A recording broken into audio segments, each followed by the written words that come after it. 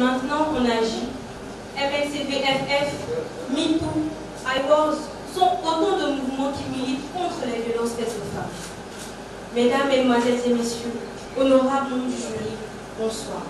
Je suis Lou Christ Marie Glorieuse Ami, en classe de terminale C au collège Notre-Dame de la Paix d'Abidjan. Ma présence ici a pour but de vous sensibiliser sur les violences que subissent les femmes partout dans le monde. Jean-Paul Sartre a dit dans Le Diable et le Bon Dieu que la violence est injuste d'où qu'elle vienne. Les violences faites aux femmes se définissent donc comme tous les actes de violence à l'encontre de la gente féminine qui entraînent ou sont susceptibles d'entraîner des dommages ou des souffrances de nature physique, psychologique ou sexuelle.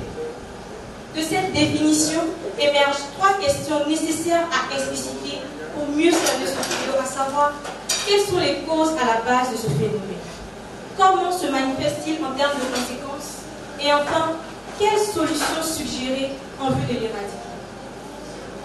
Mais avant tout, examinons ensemble quelques formes de violence. Très cher public, honorable membre du jury, les formes de violence sont diverses et se subdivisent en trois grandes catégories. Tout d'abord, la violence psychologique. Isabelle Alonso a dit que la violence verbale est la première étape de la violence générale contre les femmes. En effet, elle est faite d'attitudes ou de propos dénigrants, méprisants, humiliants, de chantage ou de menaces. Dans la plupart des cas, la violence physique s'ensuit. Elle peut aller d'une simple bousculade à l'homicide. Pincement, gifle, coup de poing, coup de pied, tentative de strangulation, morsure, brûlure et même l'agression avec une arme à feu ou une arme blanche. Enfin, la violence sexuelle menant vers moi, vu le nombre effarant de ces victimes. Savez-vous que plus de 50 000 femmes entre 20 et 59 ans sont victimes de viols chaque année? Elle est la forme de violence la plus nuisible, car elle regroupe à la fois la violence sexuelle, la violence psychologique, et la violence physique. Quelles sont donc les sources de cette violence? La violence faite aux femmes tire son origine tout d'abord des conceptions patriarcales. Ce sont les stéréotypes et les préjugés selon lesquels les femmes sont tenues de se cantonner à un rôle d'épouse et de mère, d'occuper un foyer, et il est même attendu d'elle la soumission à l'autorité masculine. La violence est alors fréquemment utilisée pour assurer le maintien de cet ordre. Deuxièmement, il y a l'ignorance. Certaines femmes subissent ces violences en silence car elles n'ont pas connaissance de leur droit.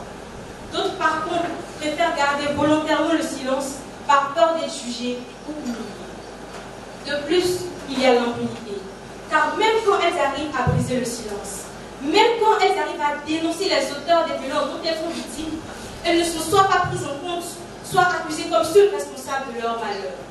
Les auteurs de ces violences sont sortent donc indemnes et sont susceptibles de recommencer, comme c'est le cas du franco-polonais cinéaste Roman Polanski, qui, malgré le fait qu'il ait été accusé plusieurs fois de violences sexuelles, s'en est toujours sorti indemne et a toujours été discuté. Quelles sont donc les conséquences de ces violences? Ce phénomène a de très graves incidences sur la santé, tant sur le plan moral que sur le plan physique et sur le plan sexuel. Au plan moral, les violences faites aux femmes aboutissent généralement à des troubles psychotraumatiques, à la dépression. Elles isolent et fragilisent les victimes. Elles peuvent même les pousser au suicide. Au plan sexuel, il y a la vulnérabilité face aux IST et aux MST, les troubles obstétricaux, la stérilité. Au plan physique, elles font des blessures graves à des troubles gastro-intestinaux. Face à ces manifestations de tout ordre, des solutions sont proposées et il faut continuer à espérer. Il faudrait d'abord lutter contre l'impunité en concevant des programmes d'éducation et de formation pour le personnel chargé de faire respecter les lois, en particulier les juges et les policiers. Ensuite, il faudrait aussi outiller les femmes victimes de violences en vue de leur donner le pouvoir de changer la situation. Pourquoi ne pas mettre aussi en place un centre d'accueil pour ces victimes où elles seront soignées, écoutées et protégées? Il serait aussi nécessaire d'instaurer des programmes scolaires qui remettent en question les stéréotypes de genre au profit de relations fondées sur l'égalité et le consentement.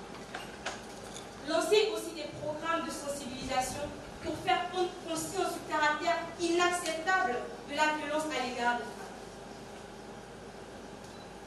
En clair, retenons que les violences faites aux femmes, honorables membres du jury et très cher public, touchent les femmes de tout âge et de toute catégorie sociale. Elles sont longtemps restées cachées et ignorées, et il n'y a pas de moyen unique pour mettre fin à ce problème. Mettre fin à la violence faite aux femmes n'est pas la responsabilité d'une personne, d'un acteur ou d'un groupe, non. Il faut une action collective dans laquelle tout le monde a un rôle à jouer. Tous, hommes et femmes, représentants du gouvernement, des parlements, de la justice, société civile, secteur privé, élèves et étudiants, nous devons tous y prendre part. Car en restant silencieux, nous prenons parti pour cette violence. À chaque fois, rappelons-nous donc cette maxime qui dit qu'il n'y a pas de violence pire que